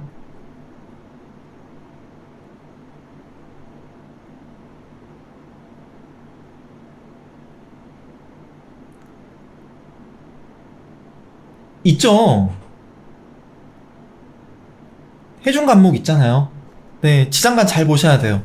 해중 간목에 뿌리가 있습니다. 네, 그렇긴 하지만 그래도 너무나 인성이 과다하죠. 오른쪽 사주는 이런 게 인다 신강한 사주입니다. 물론 묘목이 순목이랑 수의 기운을 좀 반기진 않아요. 그래도 일지하고 월지가 다 내 편인데 인성까지도 다 도와주니까 극신강한 사주입니다. 인성도 많고 신강한데 극신강한 사주죠. 네, 이 왼쪽하고 오른쪽 중에 그래도 오른쪽은 뿌리가 있죠. 아까 해중 을목. 신강한 사주하고 신약한 사주를 제가 두 개를 나눠봤는데, 이런 극신강한 사주는 장점이 있어요. 어떤 장점이 있을까요?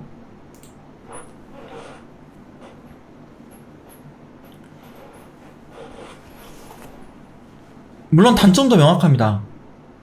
돌파력, 의지, 목표를 향한 집념, 추진력, 정면 승부에서 피하지 않는 깡다구, 판단과 행동도 빠르고. 근데 단점은 급발진, 욱하는 거. 추진력이 장점이었는데 반대로 마무리가 엉성한 거, 속전속결. 예. 근데 만약에 이런 인다신강한 사주가요, 인성은 생각하는 힘이잖아요. 이런 인다신강한 사주가 신강하니까 추진력도 좋고 한데 인성이 많잖아요. 근데 이런 사주가 만약에 이거 할까 말까, 투자금을 내가 얼마 내야 되지, 자꾸 막 재잖아요. 그러면 그러니까 결정장애가 되면 문제가 커집니다. 인다신강한 사주가 이런게 인성이 발목을 잡거든요. 신강하더라도 인성도 과하잖아요. 예, 이러면 자기가 자기를 괴롭힐 가능성이 높아요. 이렇게 신약한 사주는 어떤 장점이 있을까요?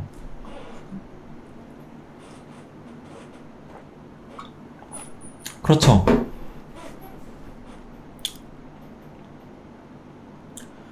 일을 시작하기 전에 준비를 잘합니다. 안정적이게 일을 하고요. 수용성이 좋고요. 처세도 잘해요. 실은 이 사람하고 이 사람하고 누가 더 처세를 잘할까, 이 사람입니다. 처세 잘해요, 이런 사람은. 예. 관성도 강하잖아요. 그러면 윗사람 말에 함부로 대꾸도 안 할 거고 신중합니다. 그리고 남들이 이야기를 하면 귀 기울일 줄도 알고. 실은 이런 사람은 약간 본능적으로 건강에 신경을 좀 쓸 수도 있어요. 일단 신강한 사주는 좀 맺고 끊는 것도 확실하고, 주장도 명확하고, 뭐 돌파력, 추진력 이런 게 너무 좋고, 에너지도 강합니다. 그래서 멀티태스킹 같은 것도 잘하고요. 할 말 있으면 해야 되고요. 독립적이고 개척정신도 뛰어납니다. 자신감 있고요. 주관이 뚜렷합니다. 대신에 적이 많아요. 자기만 옳다고 생각하니까. 그래서 신강한 사주는 일단 실속이 없고요. 그러니까 신약한 사주의 장점이 고스란히 신강한 사람의 단점이 되겠죠. 실속 없고요. 그리고 돈이 많아지면 좀 드러내고 싶어 할 수도 있습니다. 오늘 내가 쏠게. 나 돈 많잖아. 많이 버는 거 알잖아. 나 초명이야. 내가 낸다고. 이럴 수 있어요. 저는 물론 돈이 없습니다만. 네. 그래서 남들을 피곤하게 할 수도 있고, 고집도 세고, 지가 듣고 싶은 말만 들으려고 하고, 그래서 사업하다 망하면 크게 망하고, 좀 맹목적이죠. 무모하고. 대신에, 신강한 사람이 멘탈이 무너지잖아요? 심각해집니다. 자존감이 되게 강해요. 이성이 와르르 무너지는 거죠. 그래서 외로울 수도 있습니다. 자기밖에 몰라서. 왕자병, 공주병, 다른 사람도 쉽게 무시하고. 근데 신약한 사람은 식상, 재성, 관성이 강하잖아요. 그러면 이거는 사회생활을 할 때 내 주관대로 밀고 나가는 것보다 다른 사람한테 맞춰줄 가능성이 높다는 걸 뜻합니다.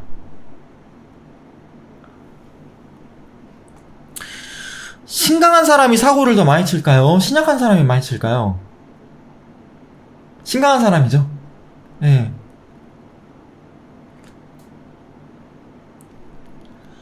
신강, 신약에 대한 비교는 요 정도 하시면 다 이해가 되실 것 같고요. 그러면 신강하다고 할 때 일단 아니 잠깐 신약한 거 제가 좀 더 말씀드릴 수 있을 것 같은데, 신약하면 일단 망해도 크게는 안 망합니다. 이야기를 듣고 안정적으로 하니까 실속도 있고요. 주변 사람들과의 관계도 원만하고요. 주변도 잘 살피고요. 계획도 잘 세웁니다. 물론 신중한 게 지나쳐서 뭔가를 아예 못할 수도 있지만 일단 신약한 사주의 장점만 이야기를 하면, 대신에 이제 단점을 말씀드리면 뭘 시작을 못할 수도 있어요. 타이밍제다가. 이게 단점이 될 수도 있을까 싶은데, 강자한테는 약하고 약자한테는 강하다? 네. 그래서 좀 끌려다닐 수 있고요, 주변에. 그래서 좀 피곤할 수 있죠. 그러니까 신강한 사람은 주변 사람이 피곤합니다. 근데 신약한 사람은 내가 피곤해요. 네. 이 차이를 아시겠죠? 뭐 큰 모험도 안 할 거고. 그러면 신강하다라고 할 때 비겁이 많으면 신강이고 비겁이 약하면 신약인데,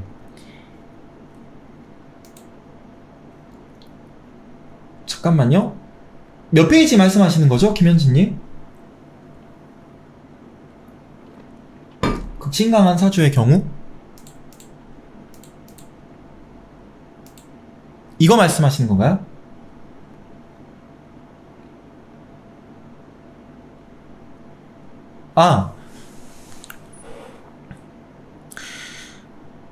등령하고 득지하고 다른 자리에 하나 더 있으면 신강하다고 했잖아요.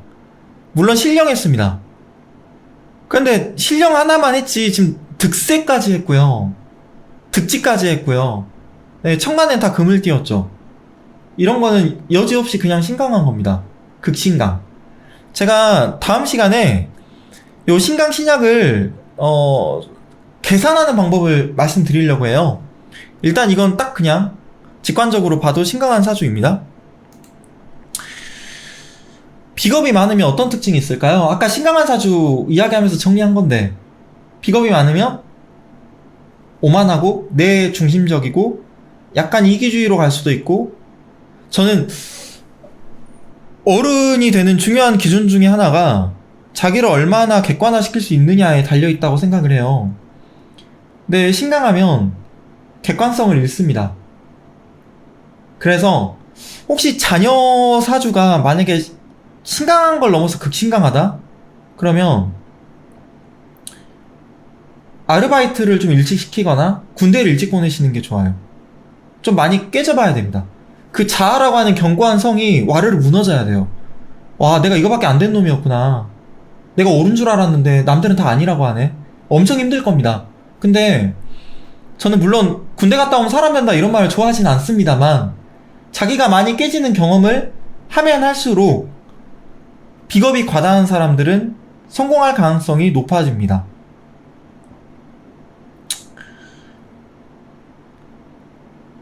독불장군이 되기도 쉽고요. 남들과 다르게 투쟁심이 되게 강해요. 나 너랑 하면 안 진다. 내가 이길 거야. 두고 보자. 강합니다. 근데 이게 집착이 될 수도 있겠죠. 내 사주에 비겁이 많으면 어떻게 해야 될까요? 정말 쉬워요. 비겁을 우주로 돌려보내야 됩니다. 간단해요. 식상으로 풀어주는 거죠. 물론 식상은 취미활동, 여행, 산책, 수다, 다른 사람들과 교류하는 거, 취미활동하는 거 여러 가지가 있는데, 제가 이런 솔루션은 좀 나중에 한꺼번에 모아서 말씀드리는 걸로 하고요. 일단 이 자기의 강한 기운을 우주로 돌려내기에 가장 좋은 건 운동하는 거예요. 운동. 제가 며칠 전에 상담을 하는데 어머님께서 이제 아들이 운동선수가 되고 싶어 한다, 축구. 근데 가능하겠냐. 근데 그 축구선수 같은 경우는 20대, 30대가 되게 중요하거든요. 근데 너무 신약한 거예요. 계유일주인데 너무 신약한 거예요. 근데 운동선수가 되려면, 축구선수 이런 거 하려면 어깨도 부딪히고 막 상대방을 죽이려고 하는 그런 기세가 좀 있어야 되잖아요. 김남일 선수처럼 막 진공청소기. 네가 몸값이 막 뭐 몇백억 하는 선수여도 나한테 걸리면 너 다리 몽둥이 부러질 줄 알고 막 부딪히고 이래야 될 거 아니에요. 근데 그 아들이 너무 신약한데 자신감도 없고 또 일간이 개수여가지고 좀 여리여리하고, 김연아도 계유일주인데 그건 막 몸 부딪히고 이게 아니잖아요. 예, 그냥 자기가 운동한 걸 그냥 퍼포먼스로 펼치는 스포츠잖아요. 축구는 아니죠. 그래서 제가 대운하고 세운을 보고 몇 세까지는 가능성이 있는데 30대 초반 넘어가면 좀 힘들 수 있다. 근데 이 아이가 운동을 너무 좋아하면, 실은 편제가 워낙 강해서 5월 5시였거든요. 개수일간이었는데, 그러면 코치나 트레이더 같은 것도 괜찮겠다. 트레이더는 이제 구단이 유명 선수랑 계약을 할 때, 네, 선수 리스트를 뽑아가지고 선수들 접촉해서 막 협상하고 이런 거 말씀드렸던 거예요. 편제니까, 네트워크. 네. 그리고 또 이제 밝잖아요. 네, 그래서 그렇게 말씀을 드렸는데, 일단은 비겁이 과다하면 운동으로 빼주는 게 좋습니다. 비겁이 많은 사람들은 직업적으로 자기의 몸을 쓰는 직업, 운동, 선수, 뭐 형사, 연예인, 또는 프리랜서, 이런 게 좋아요.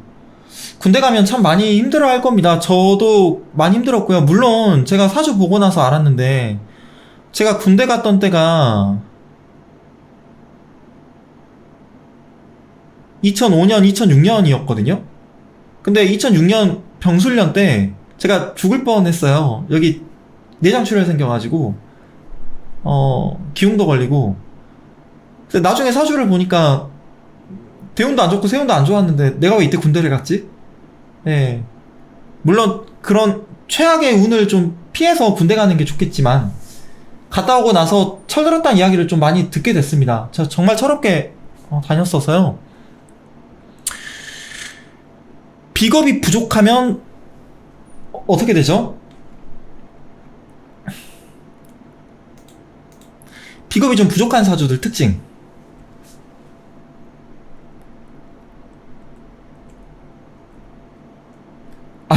최악의 운이라 군대 간 게 아니라요. 예, 그 전년도는 괜찮았는데 가보니까 이제 2년 동안 군대 생활을 해야 됐어가지고, 예, 상병 이후에 정말 힘들었습니다. 비겁이 부족하면 주체성이 부족하죠. 자신감도 좀 떨어지고, 스스로에 대한 확신도 떨어지고, 자존감이 낮은 게 가장 큰 문제거든요. 남하고 막 비교하고 자아가 약한 거죠. 그래서 뭘 할 때도 좀 불안해하고, 일을 할 때도 결과를 미리 상정해 놓고 합니다.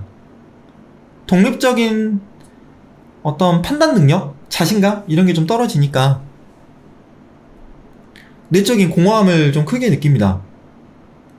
승부근성도 약하고, 내가 뭔가를 이루어야겠다 욕망하는 것도 좀 약하고, 밀어붙이는 힘도 좀 약하고. 그렇죠. 결정장애는 비겁보다는 인성이 과다할 때 생깁니다. 결정장애는. 일단 비겁이 부족하면 요런 특징들이 나오거든요.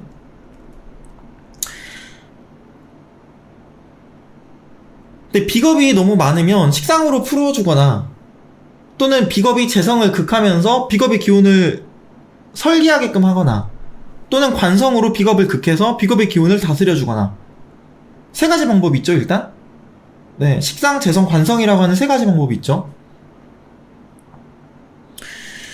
비겁이 부족하면 비겁의 기운을 키우거나 인성으로 생해주거나 두 가지 방법이 있습니다. 네, 민순천님께서 비겁이 하나도 없는데 굉장히 독립적이라고 하셨어요. 비겁이 부족한 아이가 제일 필요한 건 주체성과 독립성입니다.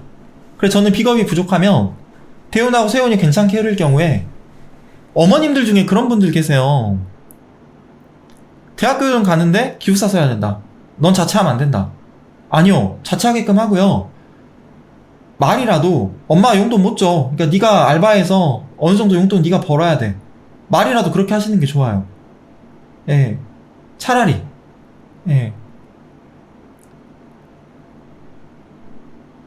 그렇게 해서 비겁의 기운을 좀 키워주는 게 제일 좋습니다.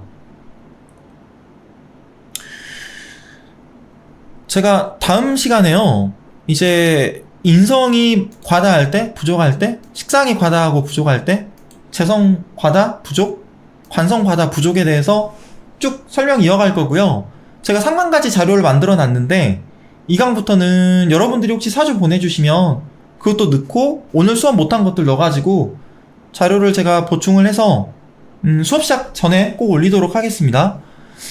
제가 오늘 이제 수업 신청하신 분들 리스트를 쭉 봤는데요, 당연히 반갑게도 중급 기본 일반 수업할 때 뵀던 분들 이제 많이 들어와 주셨어요. 감사하게도. 그런데 또 새로 이제 저랑 인연 맺게 되신 분들이 또 많이 들어오셨거든요. 아마 기초반 그리고 중급 일반반 수업을 안 들으신 분들은 다른 데서 이미 좀 배우셨던 분들 같은 경우, 다른 선생님과 제가 갖고 있는 어떤 이론적인 입장 같은 게 좀 다르시다라는 걸 조금씩 느끼실 수 있을 겁니다. 저는 강원 선생님께 명리학을 배웠지만 강원 선생님이 이론에 100% 동의하는 건 아니에요. 저도 의문이 있는 부분이 있고 아직 미지의 영역으로 남겨두고 연구하고 있는 부분이 있고요. 혼자서 계속 고민하고 있는데 잘 풀리지 않아서 연구 주제로 빼놓은 내용들도 되게 많습니다. 저는 일단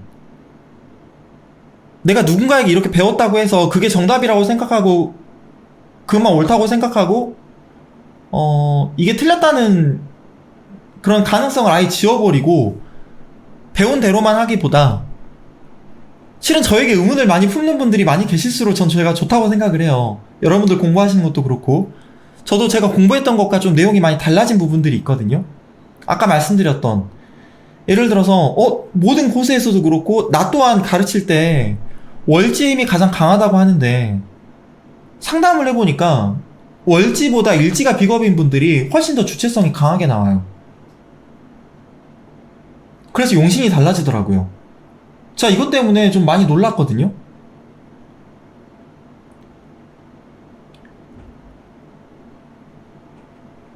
그런데 제가 어떻게 그걸 깨닫게 됐냐면, 조선시대 때면 모르겠지만 지금은 일지가 배우자, 자녀, 직업을 의미하잖아요. 내 삶을 내가 독자적으로 꾸려가는데 월지보다는 일지의 힘이 더 중요하게 작용할 수도 있겠다. 그래서 실제적으로 월지가 충을 해서 3대1로 얻어맞는 것보다 일지가 3대1로 얻어맞으면 내 몸이 바로 망가집니다.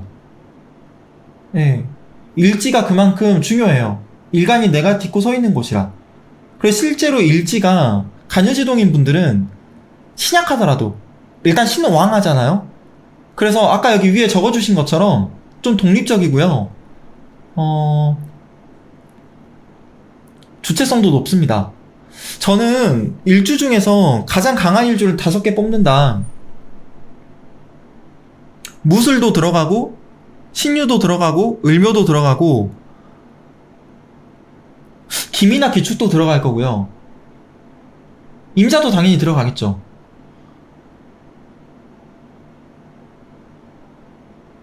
신유 같은 경우는 너무 음의 기운이 좀 강합니다. 임자도 음의 기운이 강하지만 그래도 걔는 양으로 돼 있어가지고 위아래가, 그래서 한번 폭발하면 엄청난 힘을 내니까 오늘 임자 만났다는 이야기가 있나봐요. 을묘 같은 경우도 정말 강하거든요. 을묘도 갑인도 강합니다. 근데 갑인하고 병호보다 정사하고 을묘가 더 강해요. 냉정하게 말하면 갑인하고 병호는 실속이 없습니다. 예. 아마 부자가 되면 나 돈 많다고 자랑하다가 주변 사람들 빌려주고, 예. 인간관계 때문에 막 상처받고 아마 그러지 않을까. 네. 물론 을묘도 상처받는 부분이 있겠죠. 근데 일주로는 제가 저번에 중급 일반 수업 때 했으니까 깊이는 안 들어갈게요. 어쨌든 제가 수업하는 것도 늘 정답이라고 생각하시기보다는 아니다 싶은 거는 아까 말씀드렸던 초코사당 게시판에 좀 많이 올려주셔서 자유롭게 토론도 하고 저도 부족한 거 있으면 보충하고 그렇게 좀 수업을 계속 이어나갔으면 합니다. 제가 원래는 9시 반까지 수업을 하기로 했는데요. 일단은 여기까지 수업을 하고 이제 질문을 좀 받아보려고 해요. 을묘는 모두 음이긴 한데요. 일단은 목이잖아요. 그러니까 음과 양이 그 자체로 조화로워요. 을묘가. 그래서 좀 강합니다. 그러니까 제가 진짜로 강하다고 보는 건 조화로운 사람들이에요. 을묘일주인데 좀 중화로운 사람들? 예, 이런 분들. 5개 오행이 다 있으면 중화일 확률이 높나요? 라고 물어보셨는데요. 냉정하게 말해서 5개 오행이 다 있다고 중화라고 보긴 어렵습니다. 5개 오행이 다 있는데 일간이 신왕하고 오행이 서로 금생수, 수생목, 목생화, 화생토, 토생금으로 이어져야 돼요. 그래야지 원래는 고서에서 말하는 진정한 중화사주거든요. 근데 중화한 사주를 제가 몇 개 만났죠.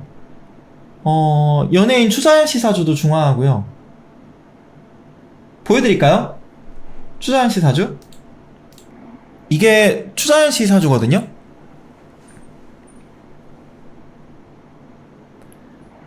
사주가 이어지죠. 보시면 어떻게 이어지죠? 금생수, 수생목, 목생화, 화생토. 네, 원래는 연주에서부터 시주로 가는 게 제일 강하다고 해요. 근데 어떤 더 강한 건 뺑글뺑글 돕니다. 이렇게 도는 사주가 있어요. 네. 그러니까 신강한데요. 신강한 사주는 맞아요. 네. 근데 어쨌든 기본 조건은 신왕해야 돼요. 중화하려면. 고서에서 말하는 중화는. 철공서 만세력이 어떻게 계산하는지 제가 다음 시간에 다루어 드릴 건데 57점으로 돼 있거든요. 일단 뭐 48점 넘어가면 중화라고 그 신강으로 보시면 돼요. 근데 뭐 48점이든 46점이든 숫자로는 중간인데 50점이든 100% 중화인 사주는 없습니다. 예, 그래서 용신이라는 게 있는 거예요. 예, 사주가 완벽하게 자로잰 듯이 딱 신강과 신약 중간에 있는 사주는 없거든요. 네, 늦게까지 수업 들어주시느라 고생 많으셨고요. 저는 다음주 목요일날, 다음주 목요일 휴일 아니죠? 잠깐만요. 언제 한번 쉬는 날이 있는데? 없구나. 네, 다음주 목요일날 뵙도록 하겠습니다. 네, 모두 편안한 시간 보내세요. 들어가세요.